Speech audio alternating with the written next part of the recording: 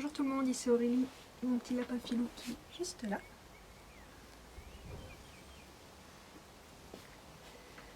Alors aujourd'hui je voulais vous parler des vétérinaires, mais cette fois pour vous parler de comment choisir un vétérinaire pour son lapin.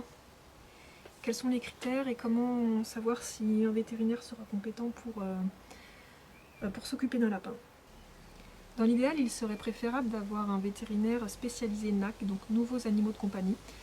Ces vétérinaires-là seront vraiment spécialisés et compétents pour soigner votre lapin, et surtout dans toutes les maladies ou les problèmes spécifiques au lapin. Après, je sais que c'est pas toujours facile de trouver un vétérinaire NAC, surtout quand on vit à la campagne. Moi, j'ai vécu 5 ans à la campagne et j'avais pas de vétérinaire NAC à proximité, c'était vraiment assez compliqué. Et donc, à cette époque-là, pour tout ce qui était petit bobo ou visite de contrôle ou ce genre de choses, j'allais voir un vétérinaire non spécialisé, disons normal.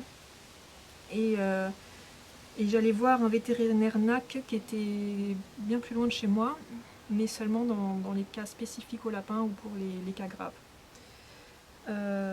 Mais après, dans le choix du vétérinaire, même non spécialisé, il faut faire attention à certaines choses pour s'assurer que le vétérinaire il sera compétent.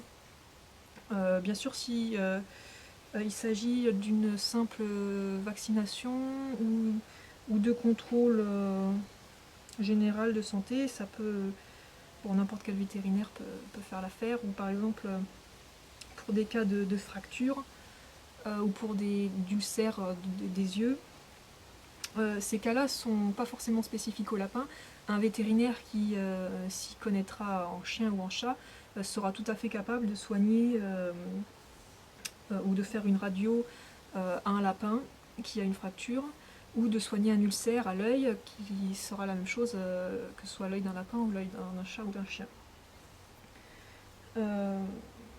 Donc concernant les vétérinaires non spécialisés que j'allais voir dans ces cas-là, donc j'en ai vu plusieurs.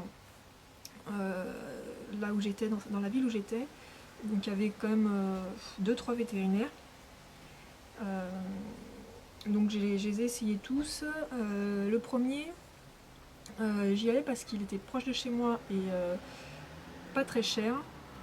Par contre, j'ai vite changé parce que je le sentais pas très compétent en lapin. Pourquoi je dis ça? Parce qu'une fois, il m'a demandé si Filou avait vomi. Donc ça, c'est vraiment un signe que le vétérinaire ne connaît pas bien les lapins, parce qu'il est impossible pour les lapins de vomir. Donc ça peut être quelque chose qui peut vous montrer si le vétérinaire s'y connaît. Autre chose, ce vétérinaire-là, il était vraiment, mais vraiment pas délicat. Il était assez brutal et moi, du coup, j'étais pas du tout à l'aise avec ce vétérinaire-là. Donc le ressenti, il est vraiment très important. Si on ne se sent pas à l'aise avec un vétérinaire, il ne faut pas hésiter à en voir un autre et en essayer plusieurs jusqu'à se trouver un vétérinaire avec qui on se sente confiant. Parce que c'est vraiment important quand on met la vie de son animal en jeu, il faut vraiment se sentir bien avec le vétérinaire. Ça, c'est important.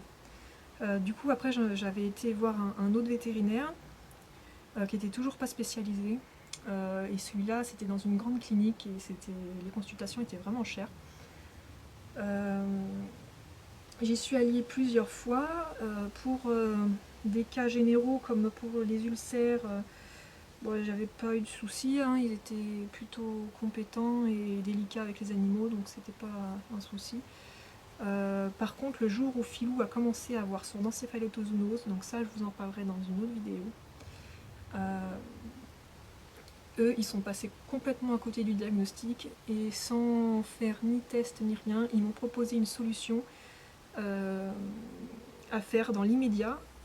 Donc je devais faire un choix dans l'immédiat pour lui faire oui ou non une injection qui avait une chance sur deux de le tuer ou une chance sur deux d'être efficace, de le sauver, quoi.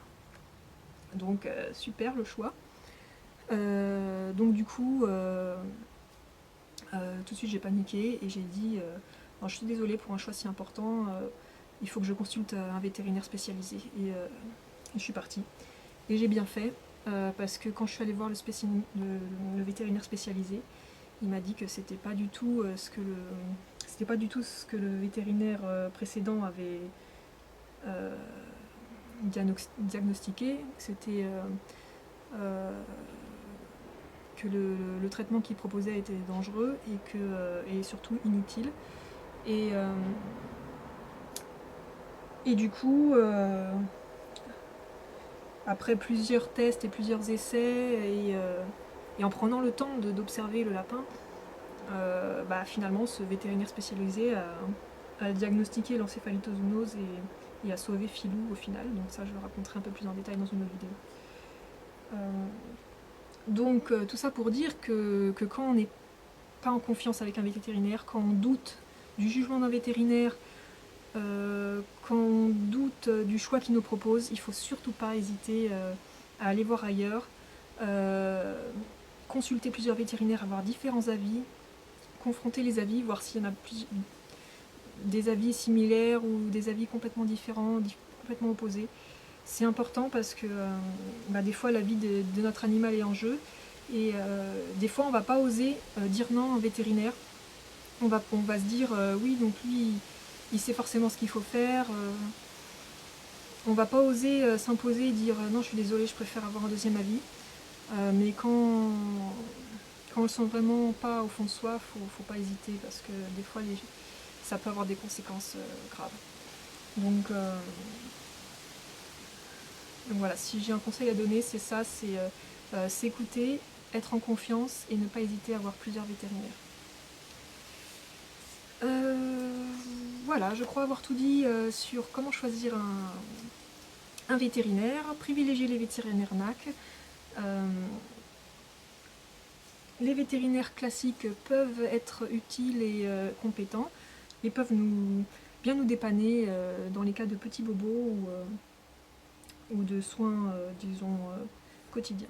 Donc voilà, j'espère que cette vidéo vous aura été utile. Si vous avez des expériences positives ou négatives avec des vétérinaires, n'hésitez pas à les partager en commentaire, ça pourra toujours aider d'autres personnes. Et moi je vous dis à bientôt pour d'autres vidéos. Salut!